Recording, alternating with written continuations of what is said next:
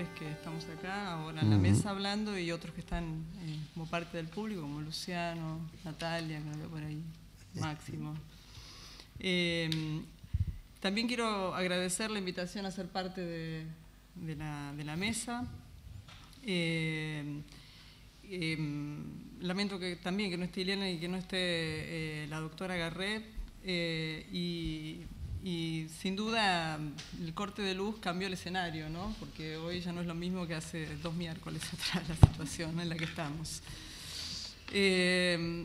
Y también quiero decir que esta es la tercera vez que me toca publicar un artículo en esta revista. Una vez la hice con un grupo del que coordino y participo, que está en el IDES, que es sobre temas de seguridad, no de defensa. Luego participé en un número que organizó la doctora Adriana Puigros, que era sobre educación, y ahí tuve que hablar también de la educación militar. Así que para mí era un desafío hablar otra vez de la educación militar sin volver a repetirme. Por esa razón... Suena abusivo de parte nuestra, ¿no? Me da pie para decir que para mí es una revista muy interesante. Es una revista que consigue divulgar diferentes formas del conocimiento, desde el conocimiento científico más académico y otras formas del conocimiento a veces más vinculadas a la gestión en distintos niveles, que tienen una gran difusión y que además es visualmente atractiva. Así que para mí siempre es un placer, y escribir textos cortos a veces también a uno lo relaja un poco. Tomando un poco las palabras de la carta que mandó Garré, así como lo que mencionó, algunos de los temas que mencionó Paz recién, me parece que por lo menos una de las cuestiones que a mí me inquieta desde hace un tiempo es tratar de dar cuenta de qué hablamos cuando hablamos de democratización de las Fuerzas Armadas, ¿no? ¿Qué queremos decir con democratizar las Fuerzas Armadas? ¿Qué queremos decir con democratizarlas en la Argentina, ¿no? Que no es lo mismo que democratizarlas en otros países de América Latina o en otros países de Occidente? Por ese interés, lo que decidí yo hacer en este trabajo que voy a comentar muy en general, porque además cuando le pregunté a Garré qué querés que hable, me dijo hablar de educación, así que obedezco. Y lo que decidí fue tomar el punto, digamos, de la conducción política de las Fuerzas Armadas. O sea, ¿qué significa democratizar las Fuerzas Armadas y qué significa esa conducción política democratizadora de las Fuerzas Armadas en el terreno de la educación? ¿O qué significó? Creo que yo soy protagonista acá, entonces voy a hablar un poco de mí misma, pero voy a tratar de decir un poco más que eso. A mí me parece que si uno revisa estos últimos 30 años de democracia en la Argentina, hay un elemento importante, me parece, para destacar, que aunque ahora puede ser cuestionado por el hecho de que los militares han sido desplazados como observadores a la frontera, es que hay un periodo inédito de 30 años de pacificación, es decir, de no intervención de los militares en asuntos internos, intervención armada, ¿sí? Algo inédito en la historia de nuestro país. Y eso creo que tiene una incidencia considerable a la hora de definir cuál es el rol de las Fuerzas Armadas en esta democracia.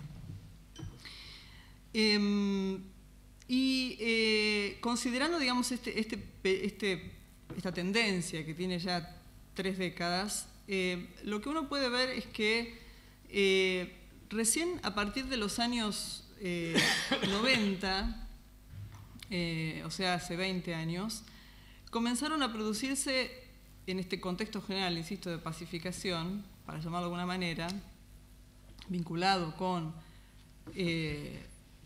por supuesto, la responsabilidad de los militares en el terrorismo de Estado, la derrota en la guerra de Malvinas y la posguerra fría también. A partir de los años 90, decía, se empiezan a producir los primeros cambios en la educación militar.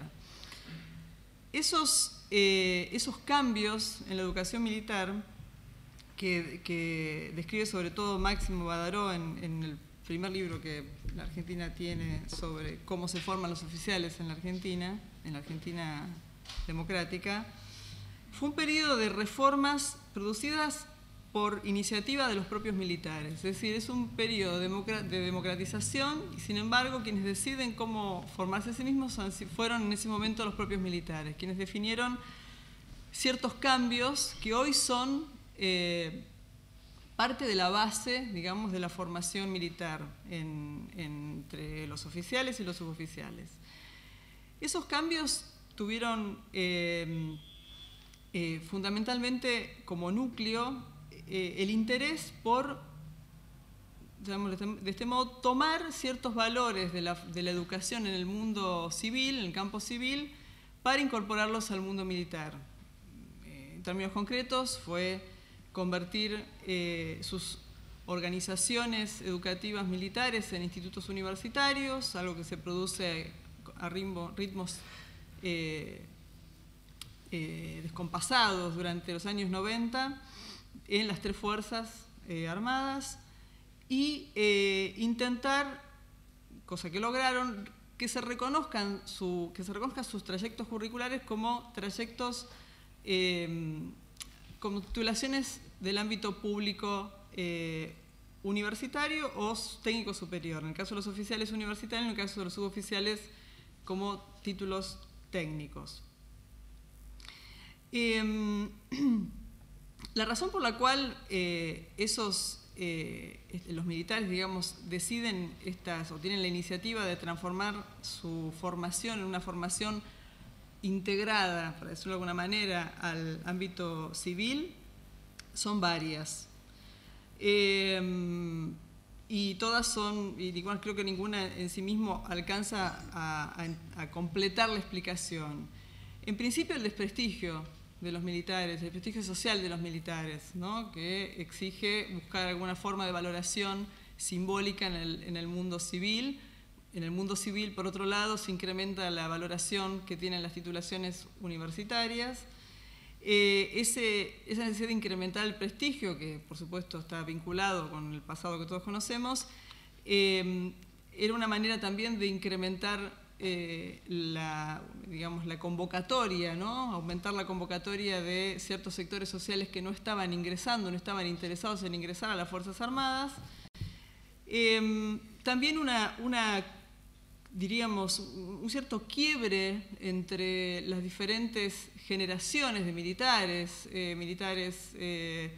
que, digamos, habían egresado durante los años 70-80, es decir, post-dictadura, o entre la dictadura y entre mediados de la dictadura y finales de la dictadura, y los altos mandos, esa crisis, algo sobre lo cual creo que nadie ha escrito mucho, pero tiene mucho que ver con los alzamientos garapintadas, vista mucho más como intento de golpe de Estado que como una crisis interna en el mando, pero eso también fue motor, digamos, de quiebres internos que promovieron ciertos cambios.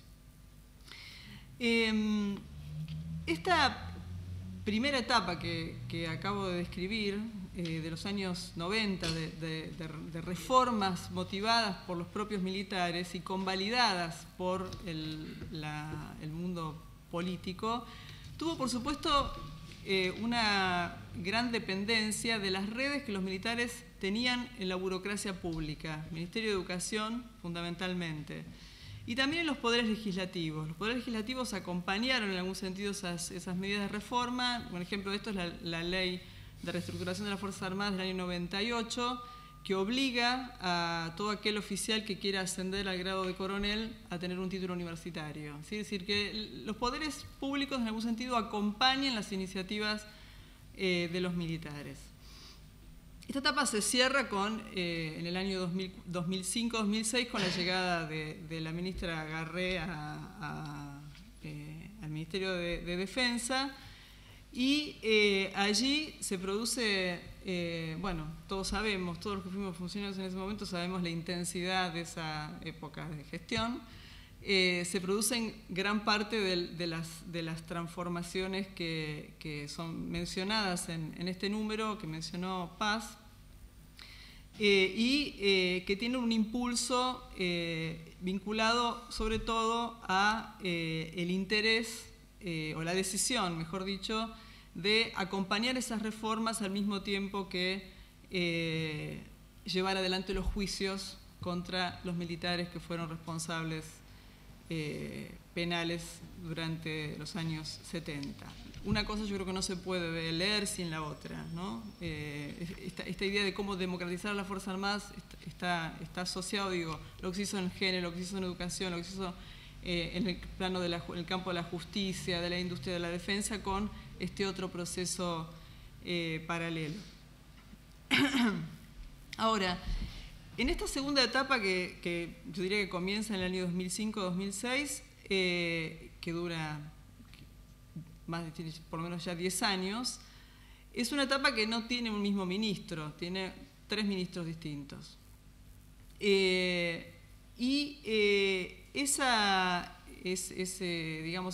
modificación, como sabemos, la política argentina tiene bastante personalismo. En el campo educativo no afectó en gran medida lo que se había dejado establecido en los primeros años, que ahora voy a describir muy brevemente, pero sí hay algunas diferencias. Y esas diferencias yo creo que tienen que ver con cómo se piensa la conducción política de los militares, ¿no? Como el campo que conozco es el de la educación, voy a hacer breve referencia a donde yo veo esas diferencias. Entre el conjunto de medidas que se tomaron durante esta segunda etapa inicial en la reforma de la educación militar, se tomó lo que ya habían decidido los militares. Es decir, nadie discutió la idea de que no tenían que ser institutos universitarios, nadie discutió la idea de que no tenían que ser, quiero decir, había voces que decían por qué hay que darles un título universitario, pero finalmente eso no fue parte del debate. Pero el proceso de conducción estuvo siempre acompañado por la importancia que se le dio en la gestión de Garré al diagnóstico, ¿sí? A entender de alguna manera dónde estábamos parados, o sea, qué era lo que había, ¿no? Antes de suponer que existían cierto tipo de los fantasmas abundaban, ¿no? Siguen abundando. Antes de imaginar o visorar que el presente era de tal manera, la idea era tratar de entender dónde estábamos parados. Es así que se formó, al no existir un área, además, en el Ministerio de Educación, que se hiciese cargo de la conducción de este tema, se formó un consejo consultivo formado por expertos, militares. Yo no sé si Luis Tibiletti estuviste en ese consejo, pero sé que estuvo Martín Graf, hubo militares y civiles que entendían algo de qué era lo que ocurría ahí, para definir qué era lo que había que hacer. ¿Cuáles eran las primeras medidas que había que tomar? Esas medidas fueron crear la Subsecretaría de Formación del Ministerio de Defensa, que no existía, introducir 8 materias, 8 asignaturas, como asignaturas obligatorias vinculadas con derechos humanos, historia argentina, derecho constitucional, derecho internacional de los conflictos armados, en fin, una serie de contenidos que eran considerados como imprescindibles. Crear la Escuela de Guerra Conjunta, que no existía, y diríamos que esos fueron las principales medidas que se tomaron. Esta primera generación de reformas fue continuada por una segunda generación de reformas, y en esa segunda generación de reformas, para ponerle algún nombre, yo digo que es una segunda generación, también se basó en la anterior. Y la decisión estuvo en alguna medida también trazada por 2 espacios que fueron al mismo tiempo medidas políticas y espacios de diagnóstico, ¿sí? Es decir, uno de ellos fue el curso conjunto de instructores que se hizo en el año 2009, que estaba orientado a los 7 institutos de formación de suboficiales y oficiales de las 3 Fuerzas Armadas, y ese curso, a diferencia de lo que uno puede pensar, que en un curso en general lo que hace es dar clase y decirle al otro qué es lo que tiene que saber, hicimos lo contrario. Lo que hicimos fue tratar de que los militares nos contaran cuáles eran los casos más problemáticos que ellos tenían que abordar cotidianamente en los institutos de formación. Y esos casos eran casos que estaban atravesados por esa tensión que se había producido entre un régimen disciplinario que venía de tiempos pasados, que se había modificado pero no demasiado, y el hecho de que el Ministerio de Defensa tenía una serie de áreas que se ocupaban de recibir denuncias, ¿sí? Y a la vez, a diferencia de lo que sea Paz, digamos, sancionar, ¿no?, a los responsables. Entonces, los instructores se encontraban con esa tensión. Y entonces los casos, digamos, que ellos nos ofrecieron discutir con los otros, con el resto, con los instructores de cada uno de los establecimientos educativos, fueron aborto, abuso de drogas, consumo de alcohol los fines de semana, ¿no? ¿Qué hacer con el cadete de consumo de alcohol el fin de semana? Pero está afuera, no está adentro, en fin. Abuso de poder, ¿no? Discrecionalidad, discriminaciones, etc. La otra digamos, medida que también fue al mismo tiempo una medida política, digamos, para apuntar en la gestión y una forma un modo de diagnóstico de la situación fue el seminario internacional del cual participaron, creo que Rosana y Máximo, además de todas las principales autoridades educativas de los militares, donde pudimos comparar la formación militar argentina con la formación militar de los oficiales en Estados Unidos, Alemania, Francia, España y Brasil, trayendo a militares de esos países para que nos contaran de ese tema. Entonces, nuevamente acá la conducción política en el área educativa estuvo muy atravesada por la importancia que tenía para todos nosotros saber, entender cuál era la perspectiva de los militares, sobre todo, qué era lo que ellos estaban dispuestos a sostener y qué era lo que no iban a sostener, o sea, si iba a terminar a la salida de la doctora Garrey y todos nosotros del ministerio. Finalmente esa segunda generación de reformas fundadas en esta serie de instancias, diagnóstico y medidas también de gobierno, derivaron en la reforma que se aprobó en el 2011 con la gestión de Puricelli, ya había otro ministro en el Ministerio de Defensa, las reformas de los planes de estudios, pero también de los regímenes de disciplina de las academias militares.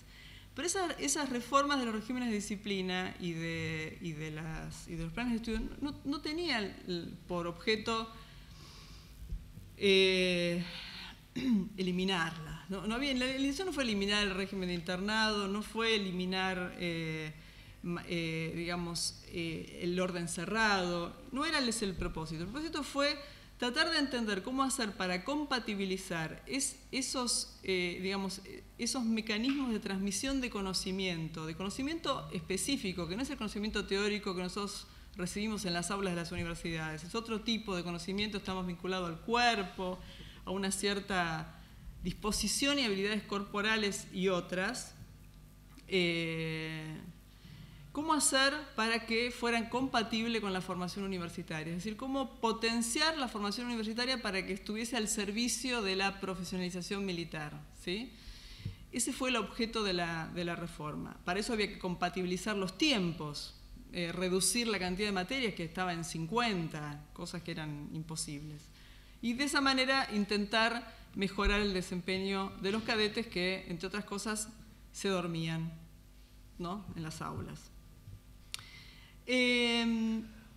Para ir cerrando, para ir terminando de a poco, quiero decir que, como mencioné hace un rato, luego de la salida de Garré, yo permanecí durante un año más en el Ministerio de Defensa y luego con la llegada del ministro Rossi, esta serie de medidas que se tradujeron en resoluciones, tanto en el campo de educación, no voy a hablar de género, pero en género también, se mantuvieron, a grandes rasgos se mantuvieron.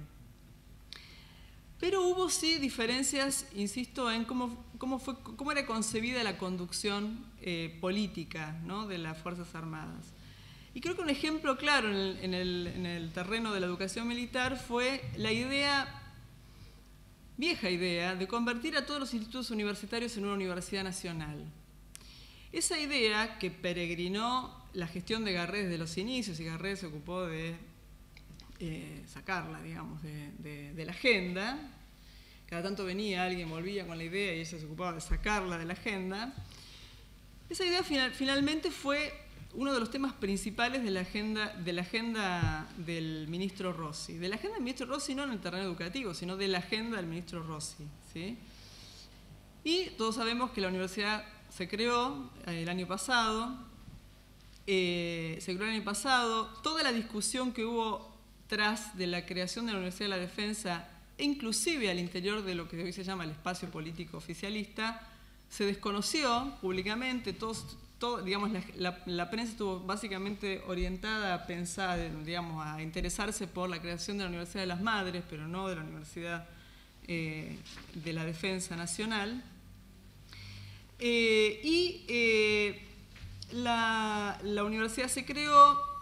Todo el esfuerzo vinculado con la educación hoy está concentrado en tratar de construir esa Universidad de la Defensa, lo cual significa dejar otros temas, por supuesto, de lado, porque además la capacidad de la Subsecretaría de Formación del Ministerio de Defensa es bastante acotada.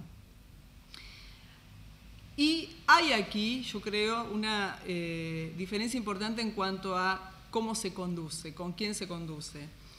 Y para qué se conduce, ¿no?, en el área de educación en particular.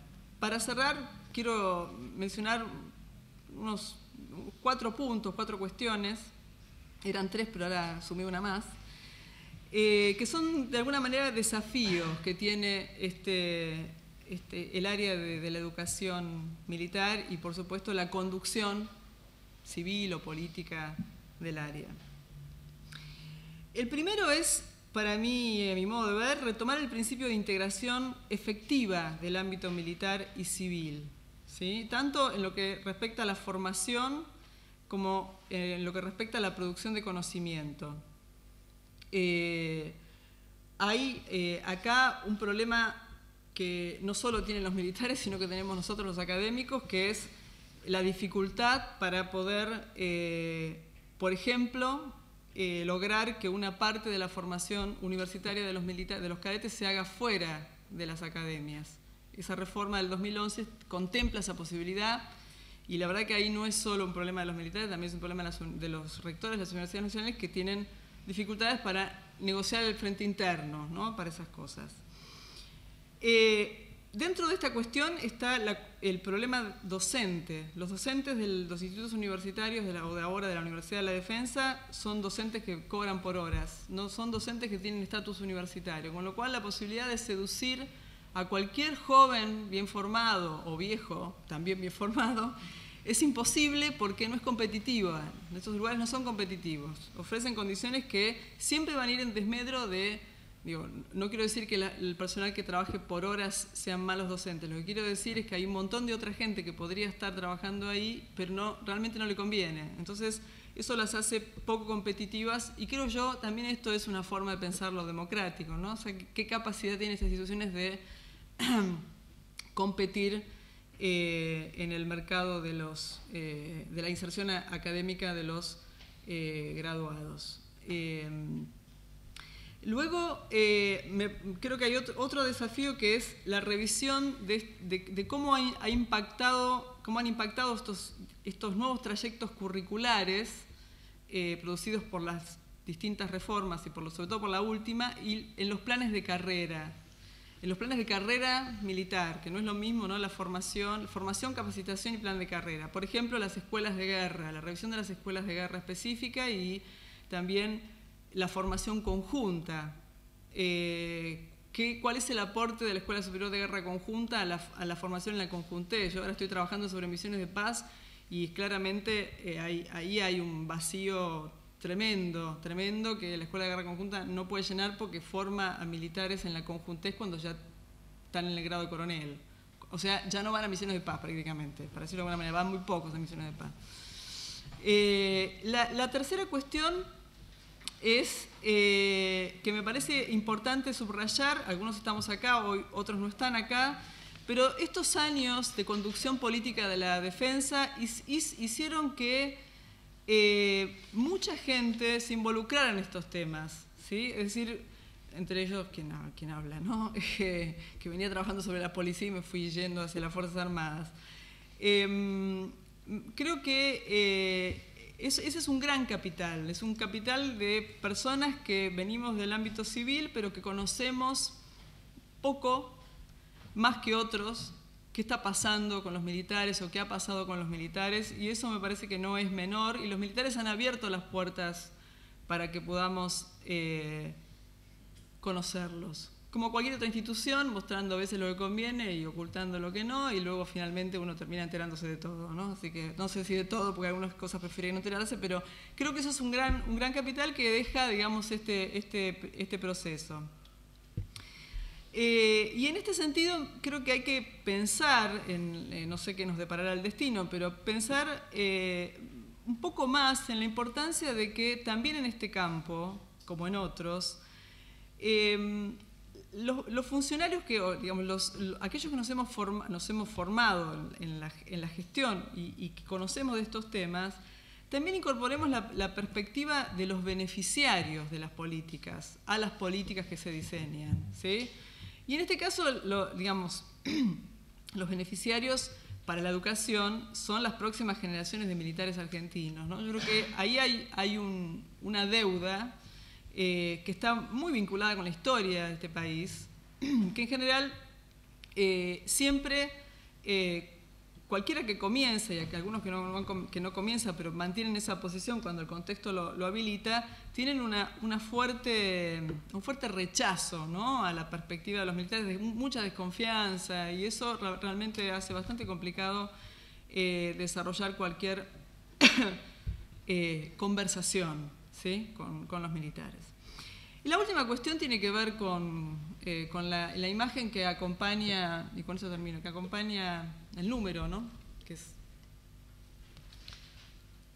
es el monumento que está en la Plaza de Armas, territorio de la Ciudad de Buenos Aires en realidad, frente del edificio Libertador, que es el lugar de la preparación para la guerra, ¿no?, en la democratización de la formación militar.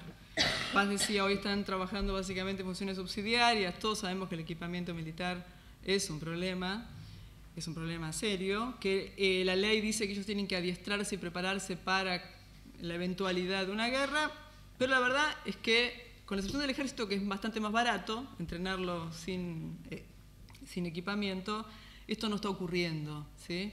Y como esto no ocurre y tampoco se puede legitimar este rol central de las Fuerzas Armadas, empiezan a aparecer todas esas ideas absurdas, como por ejemplo, absurdas y no tan absurdas y peligrosas, como, bueno, si no están haciendo nada, ¿por qué no los hacemos hacer algo? Ya que no hacen nada, hagámoslo hacer algo, entonces lo mandamos a la frontera, lo mandamos a las villas, lo mandamos, ¿no?, porque están haciendo nada.